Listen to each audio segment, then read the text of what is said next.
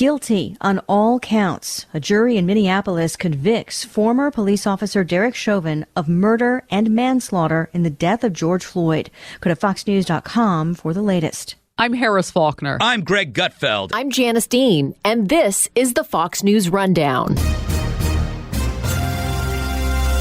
Wednesday, April 21st, 2021. I'm Lisa Brady. A renewed push to make D.C. a state is headed for a House vote and probably for a lot more debate. It's the number one issue for residents of Washington, D.C. If the Democrats were sincere about passing this bill, they would amend the Constitution first. I'm Chris Foster. President Biden's infrastructure plan includes a lot of money aimed at enticing businesses to go green. This is the push that they're trying to do, and they're trying to throw a lot of money at it, throw a lot of tax incentives at it to make that shift going from where we are now to all renewable energy. We speak with Fox business reporter Edward Lawrence.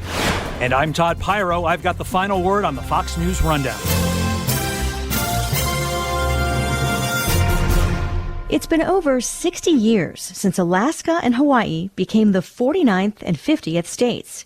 An effort to make Washington, D.C. the 51st is up for a vote again this week in the U.S. House, where it passed last year, but then stalled in the Senate, which had a Republican majority at the time. Now, the Democrats have slim majorities in both chambers and a president who supports making D.C. a state, while maintaining a federal district as the nation's seat of government. We are here to demand that the 220-year history of us not being represented in the capital of our country be corrected. D.C. Mayor Muriel Bowser spoke at a House hearing in March. She also raised statehood as a security issue back in January after the breach of the U.S. Capitol, suggesting the National Guard response would have been different if she had control the way a governor does to call up the Guard without federal permission. The real rally cry, though, is right on the D.C. license plates: taxation without representation.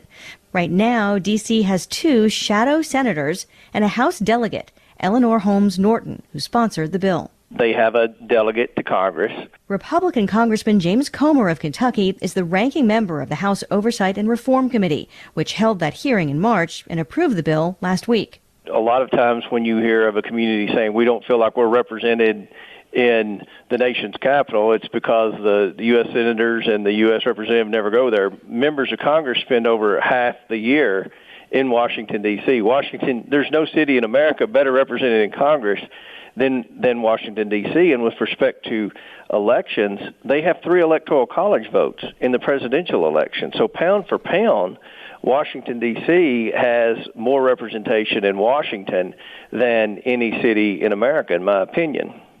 Now, they don't have voting members of the House and Senate, correct? I mean, they're not allowed to vote. Their delegate votes in committee, and then they can vote on the House floor on amendments. So they have some voting rights. In fact, Ms. Norton is very active in the House Oversight Committee, where I'm the ranking Republican. She's very vocal, and she votes on every issue. Of course, the House Oversight Committee has jurisdiction over Washington, D.C., because when we look at the Constitution gave Congress the authority to be over Washington, D.C., because the framers of our Constitution wanted a city independent of any state. They were very clear in that. This issue came up in 1960, and Congress settled on a compromise, and the compromise was we will give Washington, D.C. 3 electoral college votes in the presidential election, and that is in the 23rd Amendment. So if the Democrats were sincere about passing this bill, they would amend the Constitution first, because when we had the amendment to create prohibition, then to undo it, when they saw it wasn't working, they had to pass another amendment to repeal prohibition. So there's already a precedent set. If we don't repeal the 23rd Amendment, when Washington, D.C. becomes a state, as this bill's written, they'll have 6 electoral college votes, 3 for being a state, and then 3 because the 23rd Amendment grants Washington, D.C. electoral college votes. And when we pointed that out, the Democrats said, "Oh, well, we'll fix it. Trust us." And I don't trust them at all. I mean, you look at the political power grabs that they've tried to do just this week, make Washington, D.C. a 51st state, for the sole purpose of creating 2 new Democratic Senate seats. That's what it's all about, 2 new Democratic Senate seats. Then they're wanting to stack the Supreme Court by creating 3 or 4 new U.S. Supreme Court seats.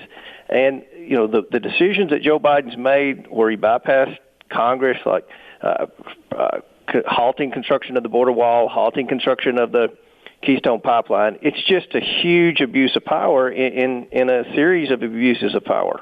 Well, and you're not the first Republican to argue that Democrats really have a broader goal of just trying to create new Democratic voters, essentially, a new Democratic representation in Congress. There have been some Republicans in the past, though, who've talked about maybe supporting statehood for Puerto Rico, for instance. Is this a case where a deal could be made, where you do statehood for both? We threw that out there, but they scoffed at that. They weren't interested in that, primarily because if you look at Puerto Rico, they're like Washington, D.C. They have a delegate to Congress. Well, guess what? Their delegate's a Republican. So if their delegate to Congress is a Republican, that means it's possible for Republicans to win in Puerto Rico. It is impossible for a Republican to win in Washington, D.C. In fact, the last 4 Republican presidential candidates got in the single digits in Washington, D.C. The Democrat candidates have gotten over 90% of the vote. We the terrible news of Walter Mondale passing away, Vice President Mondale, he only won his home state of Minnesota and Washington, D.C. against Ronald Reagan. So, Washington, D.C. is 100% Democrat. They're always going to elect Democrat leaders. The Democrats in Congress know that. Puerto Rico, on the other hand, could go either way. It would be a swing state. Well, they don't want another swing state. They want to transform America now, and that was the reason Jamie Raskin from Maryland, who's on the Oversight Committee, who's on the Rules Committee today, every time I've tried to fight this bill, he's the major obstacle. He said in an interview about 2 months ago that it was vital that we make Washington, D.C. a state because the Senate is blocking so much of their social justice legislation. So there he said it. It's all about the 2 new Democratic Senate seats. Right, and we should be clear that there are 2 so-called shadow senators for D.C. right now in the Senate, but they do not have voting rights in the Senate, correct? That's correct. Okay, so their delegate in the House has some rights to the extent of having a say on amendments and having a say in committee, but it's not that way in the Senate. You've talked, though, about options that do exist to expand voting representation for D.C. residents. What do you mean? What do you mean by that? Well, we could transfer 100% of the part of Washington, D.C. that Maryland turned over to Washington, D.C. back to Maryland. And then that's the problem solved. Then if they feel like they would be better served if they had 2 U.S. senators in their home city, then they would have 2 senators in Maryland, and good for them. They're both Democrats. So I think that would solve the problem. If you put the Virginia part back in Virginia, the Washington, D.C., or the Maryland part back in Maryland, then that would solve the problem. But that's not really what the purpose of this bill is all about. The purpose is getting 2 new Democratic Senate seats because Joe Manchin and sometimes Kristen Sinema is a major obstacle to transforming America into a socialist utopia that the liberals and progressives want. The Biden administration says this is about fairness, not politics. And Democrats also reject the idea that retroceding parts of D.C. back to Maryland and Virginia would solve the problem. We in D.C. are not happy with the way Congress has continually overruled the locally elected government on issues that are important to us. Paul Strauss is one of D.C.'s 2 shadow senators on Capitol Hill. And so we want the kind of states' rights that Americans who live in states want. Yes, federal representation is a component, but retroceding us to Maryland won't work. We have been a part of Maryland, separate and apart from Maryland, I should say, for a very, very long time. The state line that separates us from Maryland dates back to 1790. That's longer than most of the borders. And so if you think about the old adage of the chicken and the egg, putting us back into Maryland isn't much different from trying to put the egg back in the chicken. It's not going to work out very well for either the chicken or the egg. It's not what we want. It's not what Maryland wants. What about possible statehood for Puerto Rico, then? Is that something that Democrats should also support, even if it means Republicans might pick up Senate seats from that? Frankly, I think yes, if that's what the Puerto Rican people want. I support statehood and self-determination for Puerto Rico as well. Look, Puerto Rico once had a Republican governor that endorsed Donald Trump. It's represented in Congress by a Republican resident commissioner who's their non-voting delegate. They have a shadow senator who they've appointed, one of which is a Republican woman, and so there's plenty of Republicans on the island of Puerto Rico. And if they want to be represented as full and equal citizens, I support that.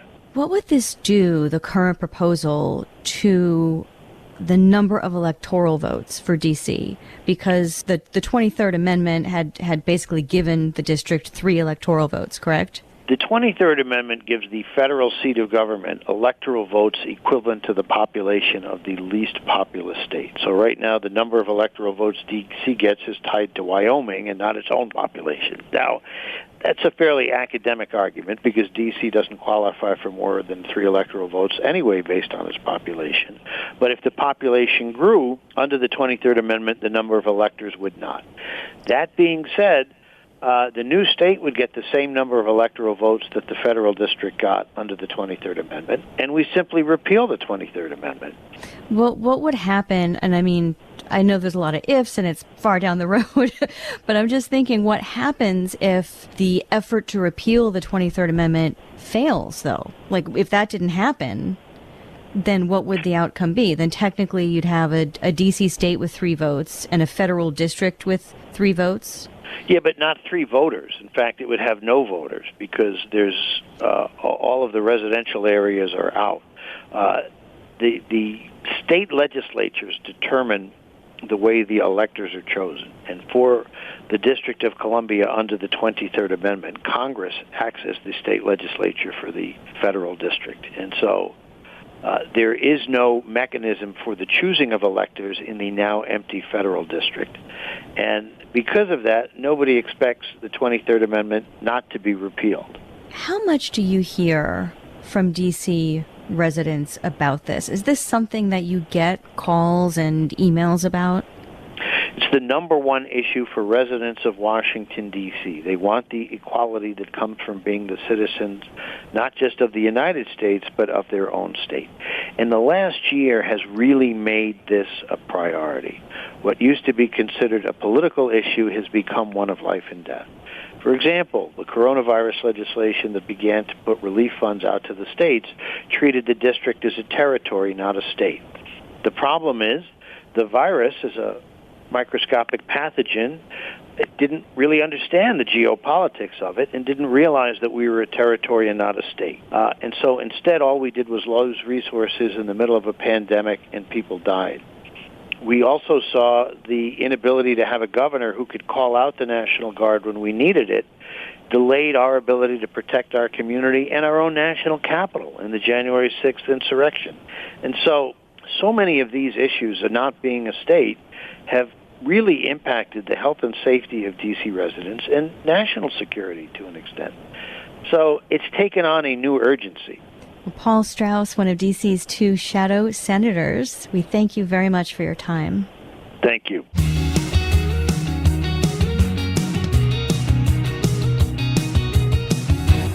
This is Todd Pyro with your Fox News commentary coming up.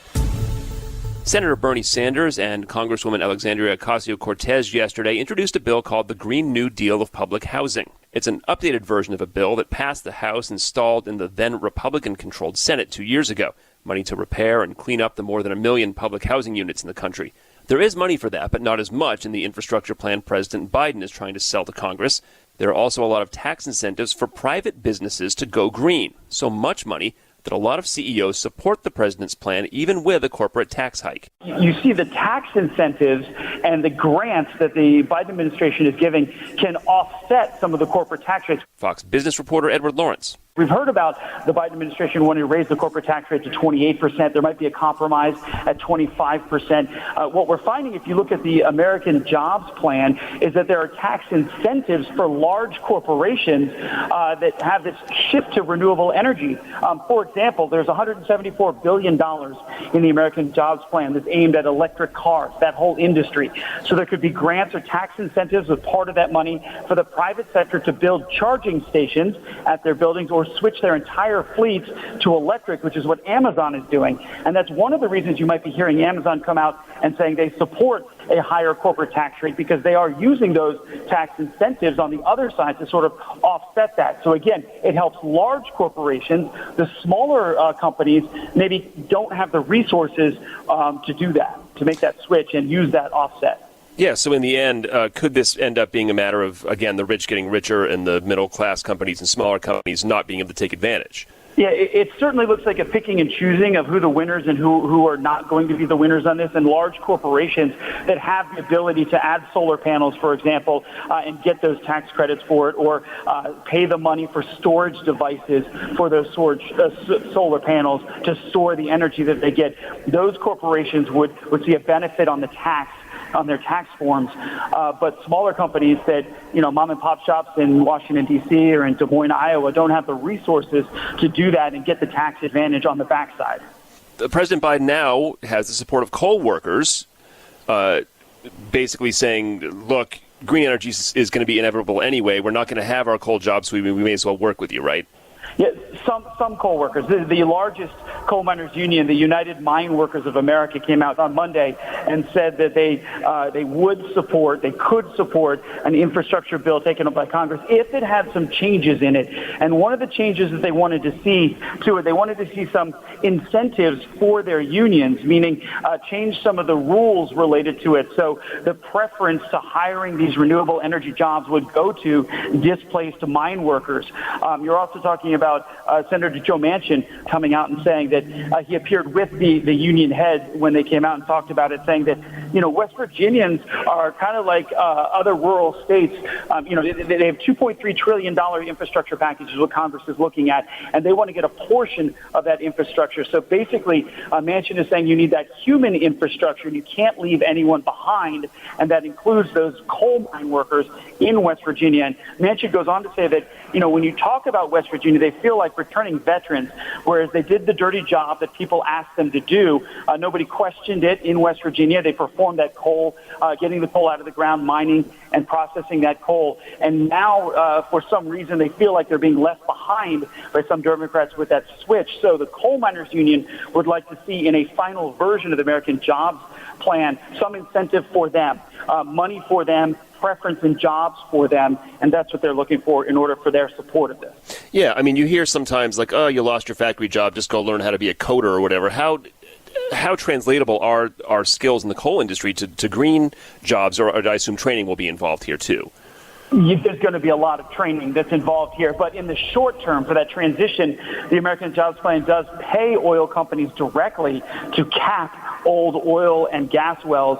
So that's sort of a one-time shot that these workers can then go and do that. There's $16 billion in that plan that would go to cap those wells. But again, you have to have that educational period. There will be a transition moving to renewable energies. And those renewable energy jobs do not pay as well as the jobs now. I've seen recent studies saying that you could make $80,000 as a coal miner, but yet the renewable energy side of that is only at about $45,000. So there's going to have to be some leveling that goes on. But again, the union, this particular union, is looking for some incentive to make that transition. Yeah, I mean, this isn't really part of the American Jobs Plan, but how close are we to having an infrastructure that actually works with this green energy? I mean, I don't know how the electric grid ties into it. I don't know how we're going to have, all these car companies are looking to get out of the combustible engine business in the next decade or two. Are we going to have enough charging stations? Right. Well, so the goal by the Biden administration is to have 500,000 charging stations by 2035, I believe it is 2030 or 2035. But in those, this is the push that they're trying to do, and they're trying to throw a lot of money at it, throw a lot of tax incentives at it to make that shift going from where we are now to all renewable energy. I talked a little while ago with the head of a clean energy association, and she told me that basically they're trying to make that shift, and they believe that coal and some of those other existing sort of dirty, if you call them, ways to get energy, there's a place for it in the transition, but then once you transition away from it, they want to phase that out going forward. So the infrastructure, quite frankly, isn't there. I talked to a solar panel manufacturer as well as a solar panel installer, and he said the technology just keeps improving. But again, you can have a battery that will power your refrigerator, but it will not power your refrigerator as well as your air conditioning unit. So you have solar panels, if there's clouds or if it's a rainy day or if it's at night, that battery won't hold through the night. So there's going to be some technology advances that need to happen. There's also going to have to be some infrastructure that needs to happen to be able to support moving this energy around the United States. So it's going to be very interesting in the future. And this money, according to the Biden administration, will pay for some of those things. But again, in the short term, when we're talking short term, maybe 10 years, you're going to see job losses on one side of it before you can get those renewable jobs to catch up with it. And then you're looking at a cost difference. The jobs you're losing are higher paying. The jobs you're gaining are lower paying. Yeah, well, at some point, you're going to want this to be self-sustaining and not have it be subsidized by the federal government forever and ever. At some point, the technology and the costs are going to have to come back to where we are now, where the consumer is going to be able to pay a reasonable rate to get their cars around to keep their houses powered. And that's exactly the goal, but at the moment that's not the case. And, these charging stations, let's say you put a million more electric cars on the road. Well, where are you going to get that energy from? Right now, you're going to get it from coal, and you're going to need more coal, more oil plants, more various traditional energy sources in order to power those electric vehicle stations. So there is an offset here. Wind power, solar power can't cover the amount of demand that's out there for all of this. So there is going to be, as I said, that transition. And the Biden administration trying to throw government money at this and government tax incentives to make this happen. But, what it does, in effect, is it makes these large corporations also more reliant on the government. Because, let's take Amazon, for example, that's moving their fleet towards electric. That's the way they're going. But they're using the tax incentives on the backside to offset corporate taxes that they might pay. Well, they need to keep those tax incentives going. They need the government to continue to offer those and continue to offer grants in order to sort of keep a baseline profit to go forward. So it does create a more reliance on bigger government. Yeah. Republicans in Congress have said over and over again, look, this supposed infrastructure agenda is very little of it is infrastructure. I mean, some of it's debatable, some of it's clearly not. If you could pull away some of the green stuff from this, could a lot of it get bipartisan support? What are a lot of Republicans in Congress saying about the inevitability of moving toward this kind of energy? And the answer is yes, you can have bipartisan support. If you pull out the traditional infrastructure stuff out of the American Jobs Plan, you probably will get bipartisan support. Senator Cornyn from Texas has come out and said that he could see an $800 billion plan, not the $2.25 trillion plan, an $800 billion plan that focuses on that traditional infrastructure, roads, bridges, and even the internet, broadband cable to all communities and upgrading that. That could get bipartisan support here.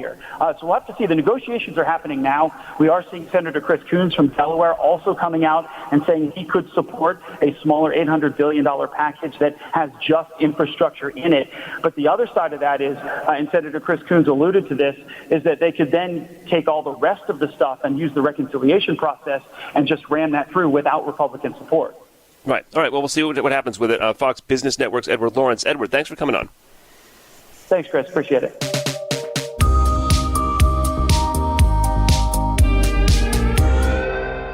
Fox Nation presents podcasts Women of the Bible Speak. I'm Shannon Bream, host of Fox News at Night and author of the new book, Women of the Bible Speak, the wisdom of 16 women and their lessons for today. Subscribe now on Apple Podcasts, Spotify, foxnewspodcast.com, or wherever you download your podcasts. It's time for your Fox News commentary. Todd Pyro. What's on your mind? 6 weeks, or as the team on Fox and Friends first called it, the Spring of Todd. playing off the old Seinfeld episode called The Summer of George, where the character George Costanza plans an activity-filled 3 months away from work that ultimately ends with him failing to leave his apartment. I told the first team, mostly parents themselves, about all the tasks I was going to accomplish during my paternity leave. They laughed and mocked me for my naivete. And even though I knew they were probably correct that I would get none of my tasks done, I didn't know how correct they would prove to be. Finally watch Mad Men? Ha! Some days I didn't have time to turn on the TV. Streamline my contacts list? The only contact I contacted was my wife, and that was to ask, where do I put that cream? How do I tell the difference between the different cries? And why is there a color wheel for what comes out of this child? Follow a workout regimen of running and flexibility training? The only running I did was to heat up bottles to soothe a screaming child, and the only flexibility I demonstrated was the incessant one-handed bend to pick up the pacifier thrown to the floor approximately 20 times a day. And you know what? I wouldn't change a thing, because if I did one thing correctly in my anticipation of leave, it was to remind myself to enjoy the ride. When I look back on high school and college, I regret that I was so focused on the end goal that I didn't appreciate the journey. Thanks to the benefits of wisdom that come with getting older, I wasn't going to make that mistake again. That doesn't mean the ride is easy, and every parent knows that. Some of my favorite observations: when you are not changing or feeding your kid, you are performing a constant song and dance routine where you inject your child's name into every third word of the music and jump around your kitchen like an inebriated uncle at a wedding. A flailing of body parts and creepy clown face expressions that somehow is the greatest sight in your baby's new life every single time you do it. The nose Frida. If you know what it is, you understand. If you don't, please don't look it up. Just maintain your innocence as long as you can. Baby Shark works. It just does. I don't know why. I don't know how. I don't care.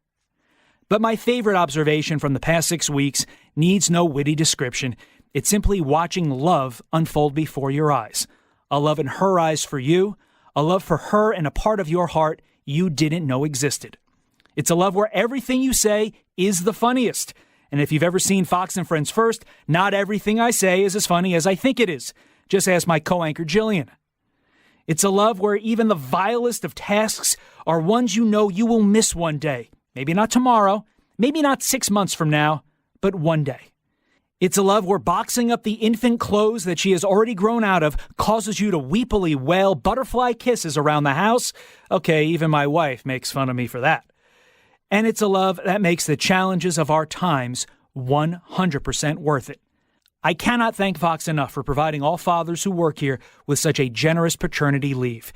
This experience has changed me in a profound way, and in ways I won't fully comprehend until my daughter is older. But for now, that smile coming from the crib each morning, immediately followed by morning snuggles, is what I will cherish the most. There is nothing better. And while it may not have been the spring of Todd, it was without a doubt the time of my life. I'm Todd Pyro, Fox News.